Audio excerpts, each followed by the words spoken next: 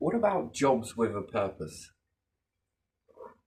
that went on to serve a purpose, no matter what it was? Tell me more. Well, it's a bit of a roundabout way to get there, but even still. So, with the introduction of AI, yes? Now, AI is one thing, but also RC, radio control, yeah?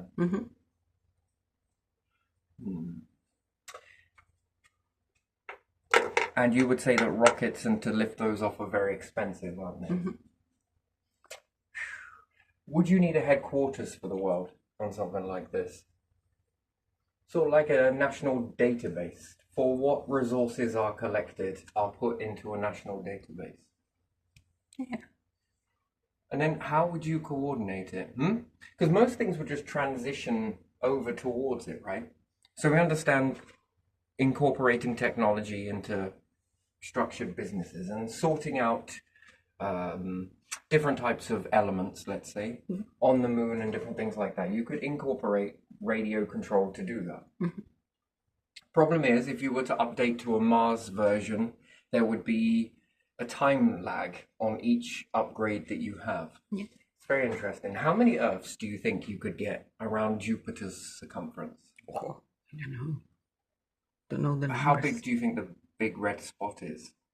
Like Earth, someone says, Oh, I don't don't they? know about Or that. is it Flattened out or 3 times. 6 of them? Six or? of them, I've heard that Yeah, too. yeah. It's really challenging to measure things, truly, isn't it? Yeah. That's pretty big, yeah? Yeah. So if you could create that many Earths, assuming that that's then 9 billion individuals on each, that's quite a fascinating amount of numbers. Then how many resources can you get going forwards from that? Anyway, but that's a particular process. So how many do you reckon a star could give you? How many of what? Earths. I don't know. Imagine moving all of the other planets off and out, or better still, transforming them into Earths and popping them out around a ring system. Yeah, could you put them in the favorable zone for life? So if you could get 1,000 Earths, orbiting around 1,000 times 9 billion, assuming that it was structured identically to Earth. It's a lot of vessels, isn't it? Yeah, it is. And then what could you do with projects like that? Anyway, still moving forward, way futuristic, but even still fascinating. So resources are it. At the moment, we're limited to rare amounts on the Earth. One more thing about isotopes, yes, with different isotopes. Do you think that glass is more stronger with more pressure and more heat? I don't know. And do you think it's brittle if it's formed in a vacuum? What do you reckon? Which one do you think verses up more? So we imagine the glass, yes, and until it becomes a liquid. Yeah. And like all liquids, it's probably easier if I just freeze the Earth right now. Yeah. Freeze it, the whole thing. We're just going to freeze everything. And then we're going to take a massive wedge out of it. Yeah. And we're going to remove it. And all of these layers that have now been frozen, that are liquid, all suspended and frozen. And now I've got my cake, layered cake, if you like. You know the part where we were talking about that was really deep in Earth's, where the water was? Yeah, different isotopes of water. Yeah. And it goes up to 10, Yeah. maybe even more than that, who knows, but still, very dense. Now, if I were to freeze that and take a wedge out of it, I would freeze it at that isotope, wouldn't I? After all, glass is a super cooled liquid, isn't it? Yeah. So now we imagine this not to be water, but to be glass. And we have the isotope, which we understand as the ocean at pressure, yeah, from all of its different layers. This is the standard pane of glass at atmospheric pressure, made like this, blah, blah, blah, this much heat, blow into it, rah, rah. That is formed here. But what about at a different pressure? You're squeezing the liquid together, dense, making it more and more and more compact to change the isotope.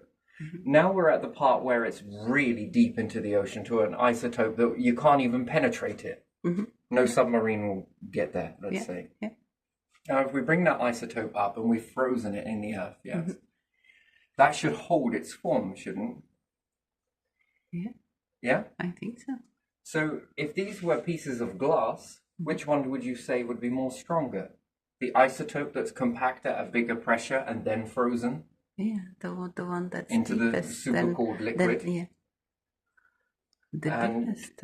therefore, would it become more stronger? So can we make stronger glass and can we make isotopes? This is what would be a crazy thing if you could make a star. Could you compact the isotopes? Could you make an isotope star It can. that carries on compacting the isotope? Here's another one for you then. What about iron? Iron. At the most crushing pressure you can imagine, with the maximum amount of heat. Now imagine that after all, you could get in there and begin to pressurize that even more so. Do you think you would have more of a better isotope of iron? And it falls into the isotope chapter. And then where does these isotopes change in that aspect? There is pressure that plays a role, isn't there? Because coal can become diamond. No, I'm not talking about whether it's expensive or not, but it's hard, and because the pressure is somewhere in the depth, isn't it, applied? So the structure changes of the molecules and atoms into something that is really hard. Yeah. But doesn't it all seem crystallized? Yeah. Like molten or on the verge of being vaporized? Yeah, it was molten and then and it then became a massive amount of cooling, fast cooling, yeah, which then causes a crystal. Perhaps crystal, yeah, but liquid. yeah. And if you do that, for example, with sand that has silicon in it, doesn't it? Silica. So that's silicon is next to carbon in the table. So it should do something similar, shouldn't it? Theoretically, I don't know. So yeah, I think it's possible. So we can fuse liquids. So if we can make everything into a liquid and everything is a liquid, and then we can freeze it into place. So we can compact it and then freeze it, just to suspend it. If you add more pressure to that, are we going to change the isotope? The answer is yes. Can we suspend it at that using the ice process? And the answer is yes. And then keep going and keep going and keep going. Now can I add more to that process and keep compressing and add more and keep compressing? And now once I've suspended it like that, how much more tougher is it? Yeah, and also sometimes it's good to mix two things. Just add minuscule amount of another element into glass, let's say, and then it becomes much stronger. So you could like try the old that. ways with lead. Yeah, you could try that in deep pressure as well. And that would then be going on to something else where you would be doing this with multiple different and then beginning to add a mix. Would that work is a question, and how many mixes formulate? The thing is that once you've got it at that mix, if you then bring it back to a liquid and then begin to keep it under that intense heat, but also now begin to depressurize, could you reverse that and bring it back to this? A bit like water, right? Yeah. Which can be a gas, which can be condensed, which can be a liquid, which can be frozen, which can be all sorts. It can also be packed really well. Yeah, yeah. Pressurization and depressurization, which shows you one way versus another. Yeah. How far can it be unpacked, which then becomes very brittle. Yeah, quite a fascinating thing, old glass, isn't it? You look at it and it's just glass, but does it have the potential to reach a pressurization that doesn't cause it to transition into the next scale up? Which again, if you had two different stars, one naturally grows in the environment of space, yeah? Mm-hmm. By and large, it's perhaps going to evolve a little bit more, a little bit more, a little bit more. But by and large, it's going to be a tipping point, Mm-hmm. which brings it back to a tipping point, which pushes. So certain stars are going to, in a category, a rough, going to make these types. These ones under these conditions are going to make these types. Anything outside of that? No. Mm-hmm. But if you were building a star, what type of star would you build? One that you're giving elements a bit at a time? Mm-hmm. Can you modify it to make the star last longer? Mm-hmm. Run more efficiently, so to speak? If the answer is yes, can we be in control of isotope stars? You see, the stars that are forming, again, a lot of junk. Yeah. And then our stars, job. Well, you want a lot of hydrogen to go into helium, to go into X, Y, Z. Then do you need these stars here? As opposed to these ones here. Now, what happens if you mix these up a little bit? Feeding it just enough to keep it going so that it doesn't end early, but controlling what goes into that, which is creating a nebula, isn't it? Yeah. So interesting. I wonder what happens if you pressurized a lot of these things, and could you make a stronger structure, which is interesting and ironic, really, isn't it? But if you could start to do that with glass, can you do it with other metals? Yeah. And then per planet, so if there was a way that you could forge metals on Jupiter, you could walk around on Jupiter and everything else. Yeah. You found a way to lift under all of that gravitational pressure and everything else. You found a way to lift a particular tool to strike an object. And let's say it was iron. Mm-hmm. So if Earth made iron and something on Jupiter made iron, into forging into a weapon, I don't know, a sword, whatever, which one's going to be more stronger? Yeah. So based on that heat, because in order to heat up some part of Jupiter, do you imagine the fire you'd have to burn to do that? Mm-hmm. And then there would be about tolerance, right? Do you think if life was here, it would adapt to the tolerance level of the heat that's coming from the star? But yet, if it was further away, do you think it could adapt in a different way to tolerate that? And if you look at your own planet, you see that there is a lot of Arctic. There's a lot of things in water, very cold temperatures. Some cling to hydrothermal vents and therefore build a tolerance. So life seems to be quite, very flexible on that ratio, doesn't it? Yeah, that's a big difference. But the ingredients are going to be different that go into it. And then it makes you, if you're looking at which iron would be more stronger, more resilient, the heat on here is never going to be the equivalent to the heat there. Maybe, but even still, which one turns out to be stronger? And it's the irony of it is that you feel like bees with a sting then, don't you? Mm-hmm. Yeah. That even if life did rise from there, your iron would not be enough to penetrate it. Its skin, assuming it had skin. It would have very incredibly thick skin. So you wouldn't be able to break a full ratio with an object from Earth, forged in Earth fires. Would be less pure then, wouldn't it? Yeah. Than something that was forged on Jupiter. And then if you're doing it with that, what happens if you're doing it with a star? Then what's the biggest star? Can I influence this with orbiting black holes around? Now we see stars orbit black hole. What happens if a load of black holes are made to orbit a star? You see, this is a fascinating question. Now, therefore, their alignment is going to be off kilter. Just to see if you could do it, that would be an interesting thing, wouldn't it? Yeah. So naturally, we see it sort of this way, but unnaturally. Can I make this counterclockwise? Already hacking into one to bring out the hydrogen, giving this one the hydrogen at the end just to tap out some of the iron to give it to this. That becomes a particular type of engine. Fascinating, isn't it? Wow, wow, wow. Careful balance of yes and no.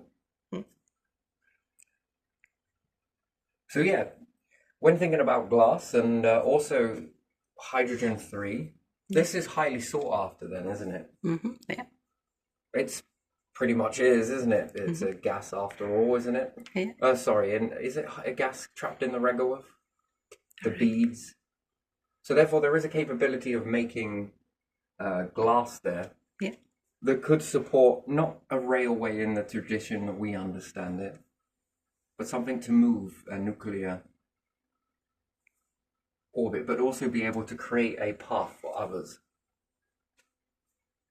Could you think how many missions you would have in that, of sending, I don't know, radio controlled? Yeah. But it becomes like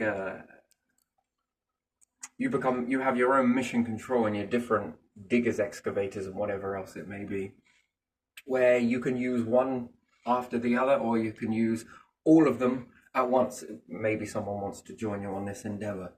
I mean, sounds interesting, doesn't it? But just to sort out these. Yeah. And to be able to have a look, cameras, weather, you might as well. Yeah. You would need to then rent rides on rockets, wouldn't you? Whether you have a space station or don't. Yeah. The problem is when doing this on Mars or anywhere further for that matter, the time. It's quicker to send a signal because it's closer, the speed of light to the moon. But anything beyond that, and you're going to be waiting, and therefore impatience, and that won't become very fun. It would seem like you have the updated version would be moon because of the signal, the speed of light. Yes, 2.5 is it? Yeah. And 2.5, I don't know, whatever. I don't know. Or 1.5 actually, I think. Seconds, isn't it? And then 1.5 back. That's much of your lag. I think Mars is what, 48 minutes? Don't know. Between hi and someone saying hi, hearing that. Yeah. I think it's 48 minutes, isn't it? And by the time that they answer back is another 48 minutes before you hear it. Yeah. That's interesting. I think Jupiter, what is it? That's 5 hours from the star, isn't it? So what's it, around 3-4 hours? I don't know. I'm not really 100% sure. Jupiter's hitting up for what, around 48 or 24 hours, something like that. Yeah. So that's the speed of light. So could you imagine operating radio-controlled coordinates somewhere on Europa? I'm just going to put AU. Yeah. So at Europa, a radio-controlled car that's going to take what? I don't know, let's just say for argument's sake 4 hours for a signal to receive, to get there from Earth. So from Earth to Europa, let's say 4 hours for a signal to get there. And then another 4 hours for it to bounce back. Yeah. So that's what, 8 hours, let's say. So radio control doesn't become in real time, it becomes over a longer period of time. However, there is the artificial version, which would be the Play Store, isn't there? Yeah. Could you imagine downloading an app and it shows you real time something on Europa, and you are to look at it, and perhaps you see something interesting over there, and then you play the game, and as you play the game in real time, it is updating a load of coordinates that are then being sent to the radio controlled objects that are on Europa. Yeah. And in the meantime, these have hurried over. In 4 hours. You've got on with something else, maybe, who knows. Every time you do something, and then the AI will predict, because that's going to be a 4 hour lag. So to get around the 4 hour lag, the simulation will have very good distance. Yeah. Know how far away something is. I think drawing a spiral will probably be the best way. Because something in this category of the spiral, you can't do it with your eyes, I suppose, but on a lens, I suppose you can put a spiral, which in these coordinates from here to here, this is the distance. And then from here to here, the object is in this particular build of the picture. It's at this ratio. This should be the distance. And it'll get accurate with doing that. So therefore, it can already act like it's closer to it from a long distance, whilst you've played it like now, and it's simulated that. It actually hasn't. It's going to send the signal after you've done the play. And then if you're going to sleep, go to bed for whatever it is you're busy doing something else, easily in that amount of time, it's already got there and uploaded for the next day. And that becomes the pain in the ass, is the 4 hours. So yeah, so using the bridge of AI to get that. Could you imagine that as a job? Interesting. So you got that on the moon and you're sorting out resources. Then it drives the demand for rockets. Rockets become more and more. If everybody is sharing into that. Now, what happens when you find all of this stuff? Are you going to sort it all out? That will then drive a demand for remote control. Which, how does this double up later? Well, before you already go to a star system in the area, you already send all of this stuff ahead of time. Because when doing this, and then let's say if you were able to build a railway track on the moon, and perhaps on Europa as well, from a nuclear-powered version, that it just makes do with whatever is available. If it's sand, it will pressurize it, it will heat it. And what it will do is it will make a very resilient glass. Nuclear platforms here, there, and everywhere, who knows? To charge up the RCs on the go, smaller nuclear mechanisms. Might work. Magnetism, because again, Europa is in Jupiter's magnetic belts. And then it becomes about making these radio-controlled cars capable of being able to see real weather, especially if it's on Io, especially on Europa. You might as well incorporate a submarine into that as well. Go diving. Collecting mineral content, and each object changes. And again, later on in the future, people will start to make element sorters. Just by being able, someone here on the Earth scoops in a load of shite and puts it into it sees it and it tells this, that's what this is. These particular shapes, these particular patterns, usually it's this stuff. Stuff that's unknown in this one. Everything else you do know starts to sort it out, if it can. Any particular objects that are very big are probably perhaps going to need melting or drilling out. Still, it gives you real-time data of what's needed on the next flight. Which there again, you could get to building that. Incorporating all of this, that, and the other. If there is a railway track, that means there's a constant orbit. If you ever needed these resources to do whatever it is that you might need to do, then they're there. Now, think about that. That's the particular robots of scouting, finding stuff, discovery time. Wonderful, great, isn't it?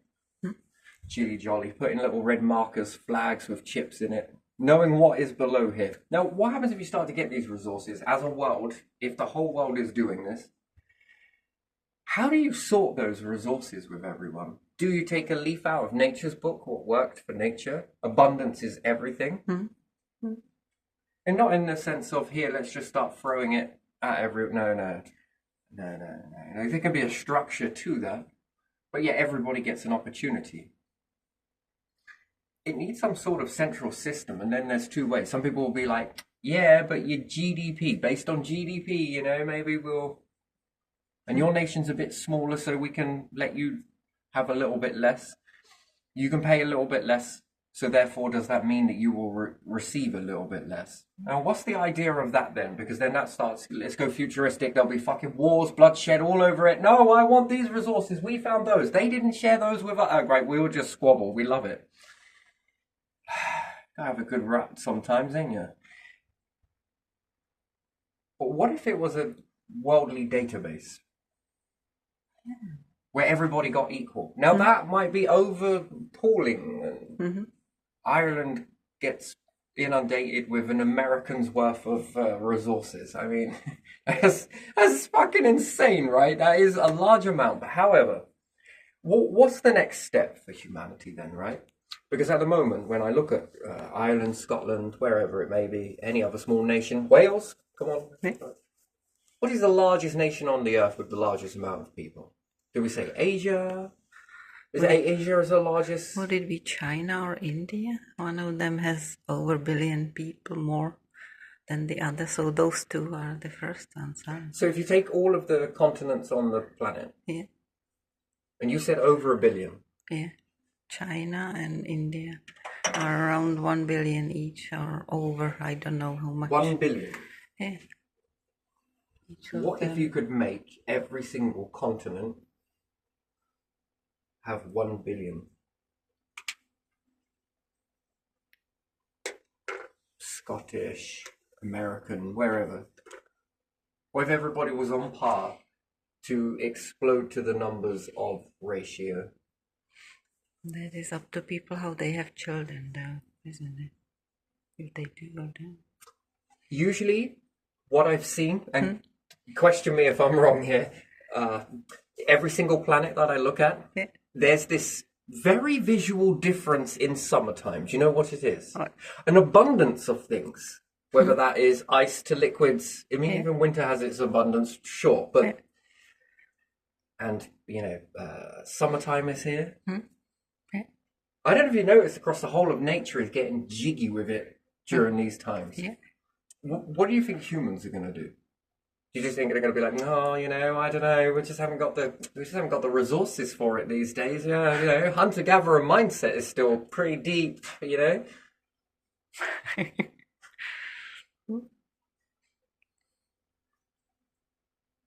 Look, we're going at it wrong. Why is that? We're going at it at hunter-gatherer mindset. So we need to probably just wax away from that. But it is a hunter-gatherer mindset, though, isn't it? I suppose. Yeah. And then you'd be like, that's not possible. We would overpopulate the earth and everything else. Yeah, this gets you the resources. And then what do those resources transform into? Well, we got a load of gases here. What should we do? Should we just throw it into space? No. Fucking compress it. Let's try and make some fucking gases into isotopes, liquids, and then let's freeze it and put that stuff on ice. Why? Because we're going to suspend it at that pressure. Could you imagine that as a rocket? You get a little bit of light and warmth on that and that thing. Oof. If I wanted rocket fuel, I think I would pressurize water down into its isotopes as much as I could. Maybe water, who cares? Mm-hmm. The more you compress that, haven't you just made an engine? Yeah. Because that's got to unpack it when it reaches a bit of like... I mean, if you sort of control that... Shit, I could move a planet with that. Fundamentally interesting. So here we are. Here's something for you then. So Yeah. do you think that our ancestors stopped using metal for a reason and went over to stones because they liked stonework? Or was it because of a safety thing? Or was it more abundant? Is it because it was more abundant, or did they have it before the Ice Age? And here's a question. And you would say, well, you'd find remnants. No, you wouldn't. What happens to metal in very, very, very cold temperatures? It becomes extremely brittle. It's brittle, then the cold temperatures change, and then it becomes rust, and then the wind blows, and it's gone, isn't it? Yeah. Yeah. Which would leave you loads of like type iron filings around, wouldn't it? Yeah. Yeah, very fascinating with this sort of stuff. Yeah, I don't think metal would last very long. Especially iron. See, Prone this to is rust. another thing that I was looking at in this sort of stuff was it's easy to think of rubber. Hmm? Great most of the time, isn't it? Get it too hot. Not so much great now, is it? And freeze it. Yeah. Not so great now. So we understand that Earth is balanced on a sort of tempered sort of ratio, and when we think that the Earth is the oyster, if you like, Yeah. then really we're missing out on size. Now, maybe we don't want to live at it at that size. No, of course not. Anyone in their right mind wouldn't want to go and live in Jupiter, feel all of that pressure. But if you could forge metals in it and get them out at the end of it, how much more different, stronger would that be? And then if you could find a very big star, how much of you is it going to take? So you create RC, you collect, you don't need the resources. Look, we got a massive sand pile here. That shit makes glass. If you can crack the code of really enhancing a pressurizing glass, and likewise, if you were to build, make that molten in a sort of vacuum, more and more vacuum in layers, is it more brittle? Or does it become more stronger in that aspect? Yeah. Either or, you're suspending it, you're freezing it. Yeah. Same with metal. Yeah. So again, a lot of the hardest things that we interpret as being quite tough and hard Hard can be also brittle, is very brittle depending Can on be fragile. its perspective, Yeah. or your perspective, I suppose. You've got 2 volts of information and it's going to respond in 2 ways. Yeah. I am fascinated with the skin layers between stars and black holes. What do you reckon it's made of? The bit in the middle, the transition between neither or nor. Something neutral. Yeah, so much neutralness that it keeps it together. Yeah. That's fascinating, isn't it? It's not enough to push it all apart, but it's not enough to push it all together either. Sort of like that buffering barrier that seems to allow one versus the other of different types. Again, it still knows, doesn't it? It still knows what to let pass through and which way. Even in the black hole, in reverse of that. Actually, no reversation on it, really, technically. Perhaps the orientation. Anyway, but, starts off like this. You collect the resources. You begin to nail it with the glass and everything else. You're able to move the resources if it needs be. People are gathering these resources by using perhaps radio control. Perhaps you want to start to expand your numbers, collecting gases, compressing glass, and then you're building structures. Begin to build structures from this sort of stuff. Then it's a place for the numbers to begin to expand into. More food, more this, more that. Doesn't have to be reckless. Yeah. And finding those balances from one versus the other. I mean, it would be fascinating, isn't it? Here on the Earth, you're not really... You're all in it. Could you imagine having multiple biomes? And here's the thing, right? If you had something left struggling in one biome, would you leave it? Or would you get it? Yeah, I see. You see, that's a authenticity test, isn't it?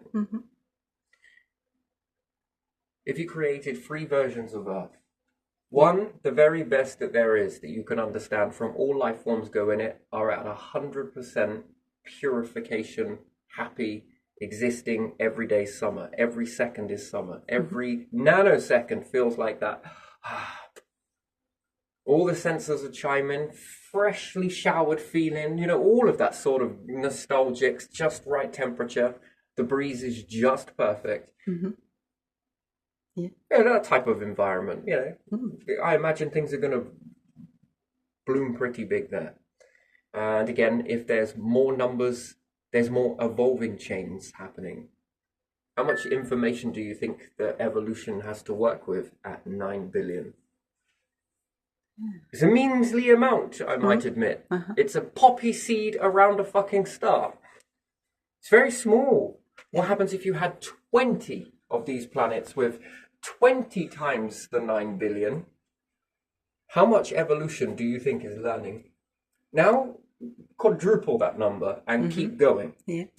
How many life forms are learning? Did you know it only takes one of your species to actually make a breakthrough, and then there can be chains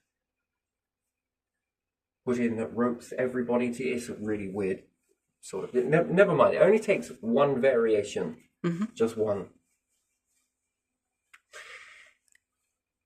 and this can strengthen up quite a bit. And there again, do you think that it's connected via a sort of a knowing? So we understand this stuff knows how to behave.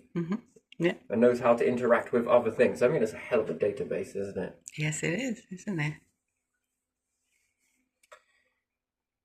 And it all seems to do this from this end to that end to this end. Mm. And what's more, its will can be broken quite easy, can't it? Yeah. It almost responds to you in a way, doesn't it? You have an idea, outlandish idea to do something that the universe isn't doing. Let's orbit a load of black holes around a star.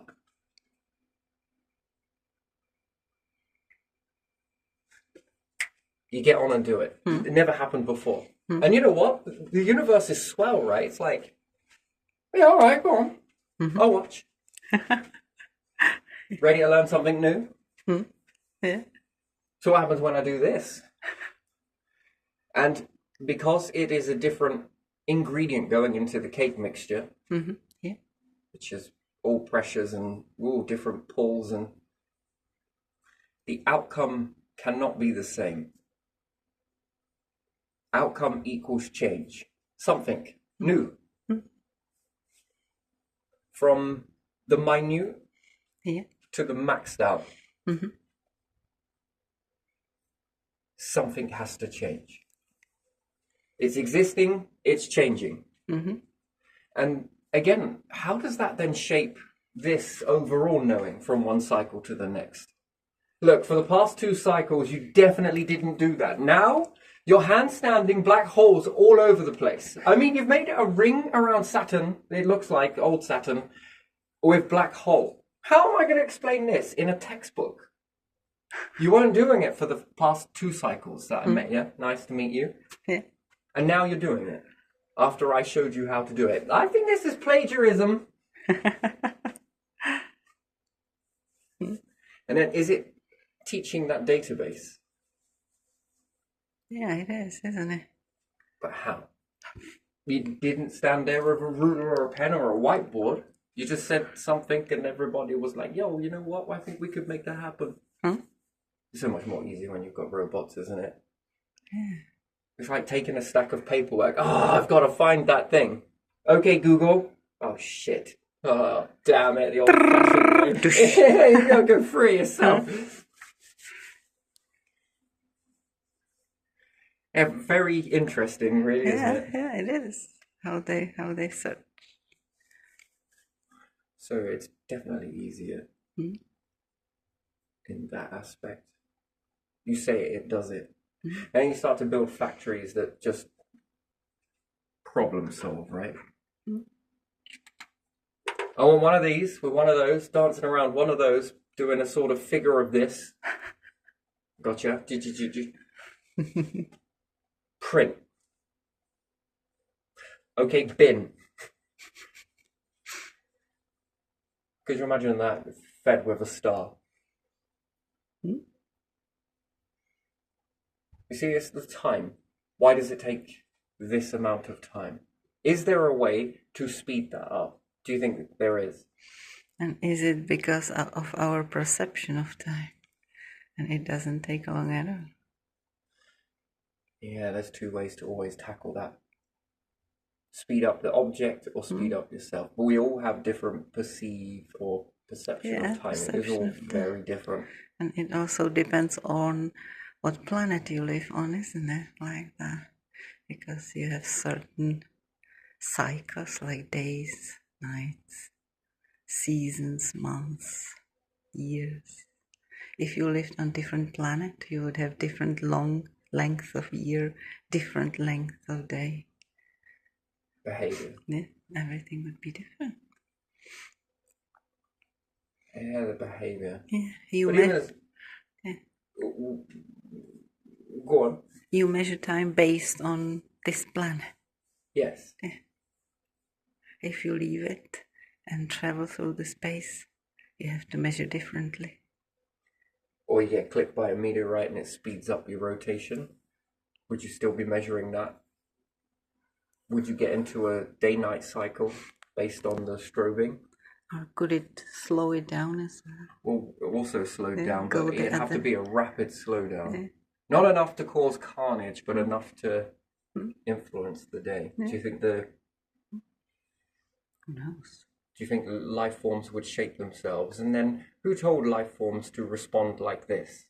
Why do you respond like that? Yeah, exactly. Well, because something told you. Yeah, but what told you? That's the question. Hmm?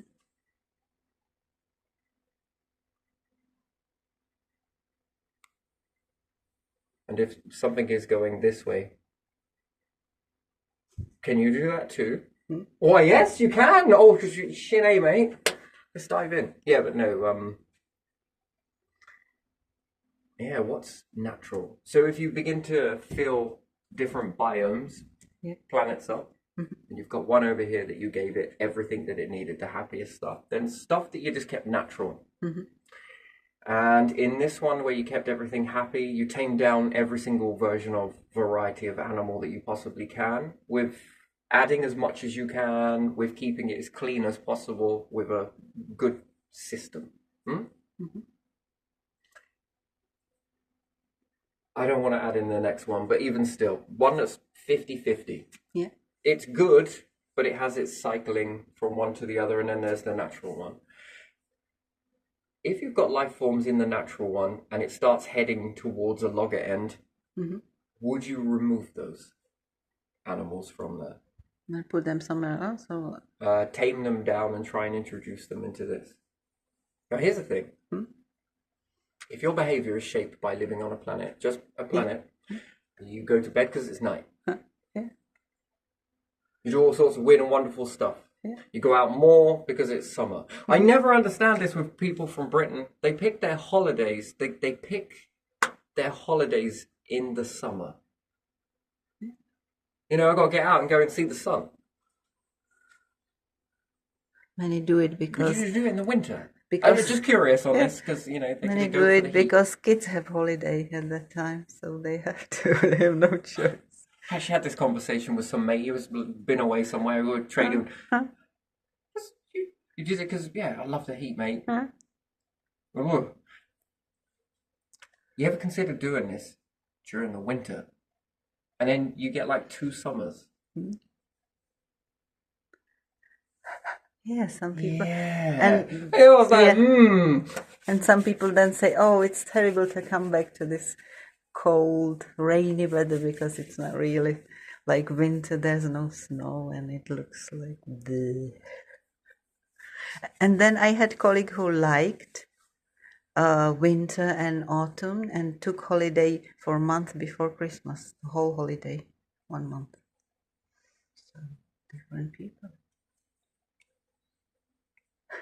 Your definition of happiness, really. Yeah, yeah. But if you're affected by behavior Mm. from all of these cycles and goings on, yeah? Yeah. What happens if you remove them?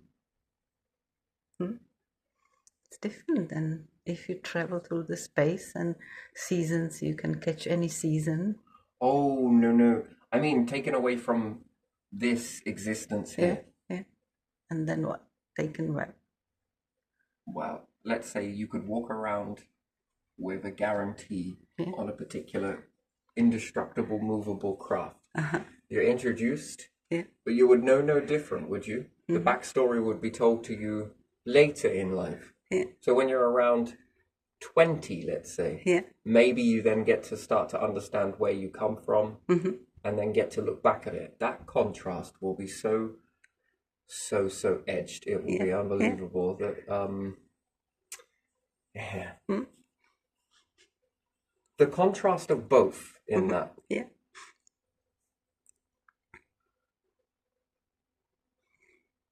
Would be quite something, wouldn't it?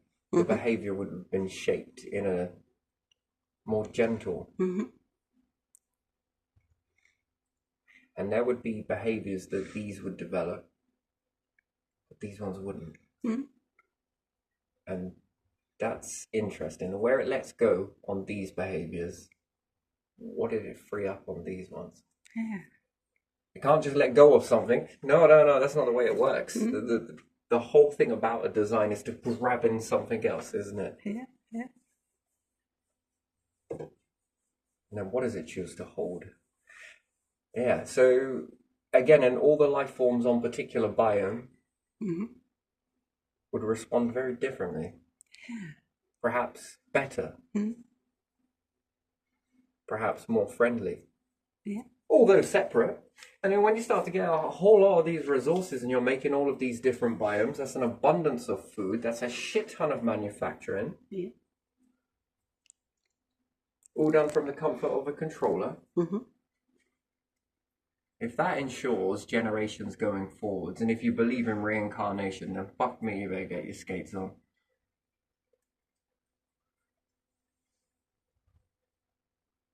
And what would that behavior going forward look like?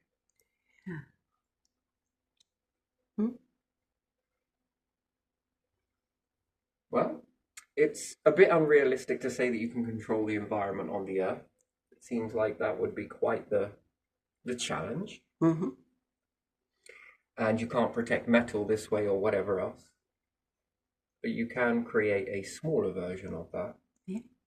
which protects the pressure and the temperature sensitive, which then means that things go on to last for a very long time.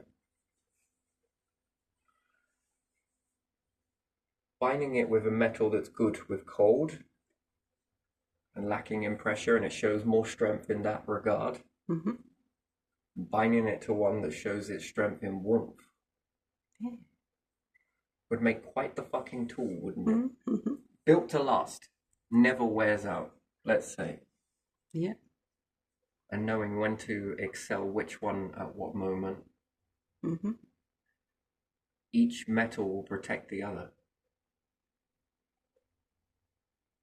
It offers strength to the metal that is brittle in those conditions, and it offers strength to the other one, the other metal, when conditions favor this one to this one. Yeah. That would be a good support structure, wouldn't it? Mm-hmm. Now imagine a lot of these metals then that you found that bind together well and they work for one another in this aspect. What happens if you could change the isotopes on those even further? That would compress it, wouldn't it? Yeah.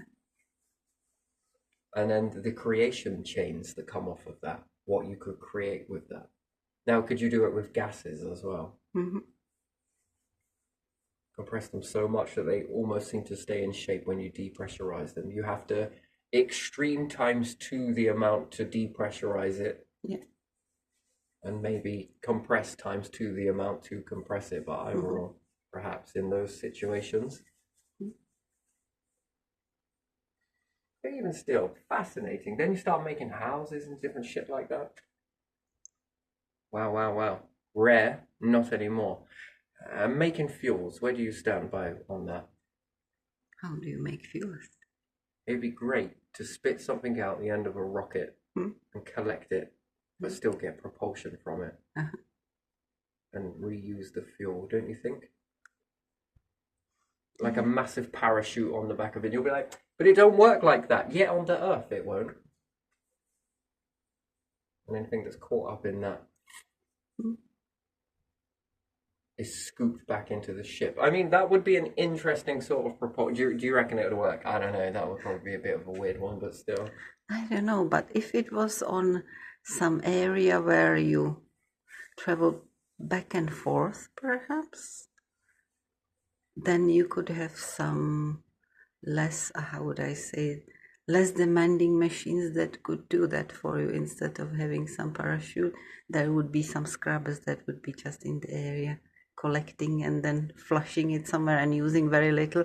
So you would basically still have some, wouldn't you? If it was possible. In area where you go back and forth, there could be something running around and collecting. Stuff built to last. Yeah, and people can do it. Look at the 50s or whatever, when after war, when people wanted things to last. Yeah, because some of these companies fell apart because they lasted too well.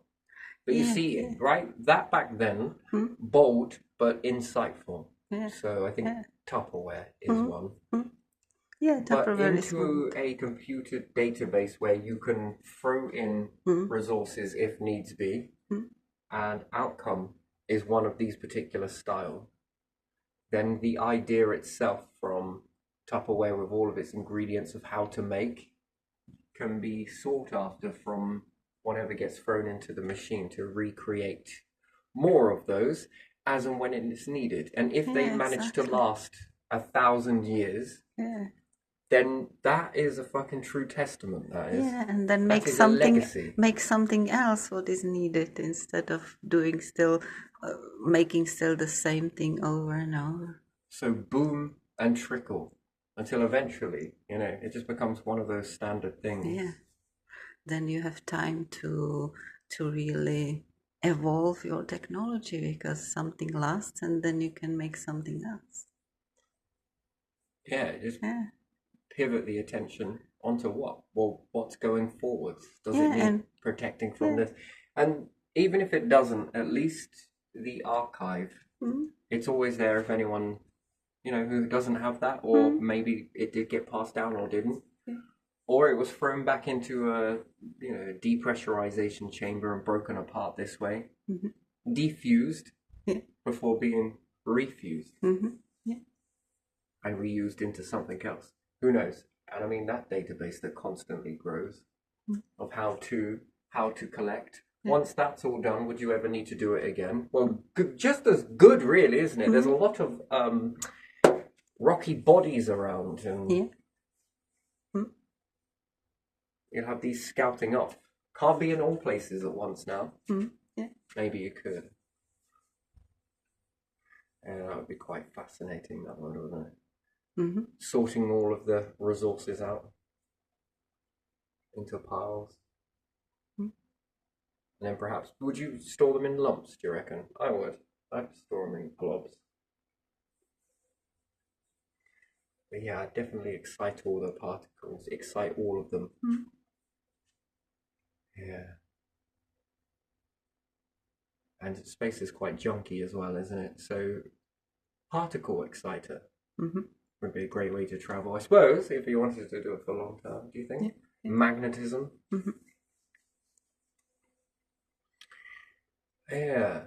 But you would need a lot of numbers to be able to tap into a star like that, which brushes against eternity, assuming that cloning isn't well advanced by then.